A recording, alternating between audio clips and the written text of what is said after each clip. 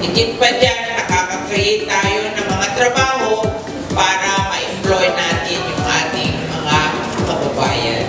At ako po ay nagpapasalamat sa ating mahal na Mayor ng Iligan City, Mayor Madeline Alfero.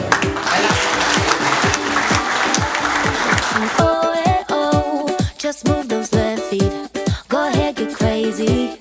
Anyone can do this. And so words you got that fire. Feel the rhythm. So what you came to prove to that you got the moves. I don't know about you, but I feel better when I'm dancing. Yeah, yeah. I'm better when I'm dancing. Yeah, yeah. We can do this together. I bet you feel better when you're dancing.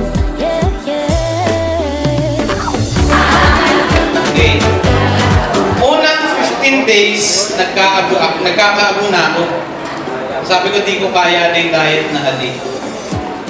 Pero, malampasan po ninyo, Ana, 21 days, 30 days, mamamati na po ninyo na kaya pala ninyo.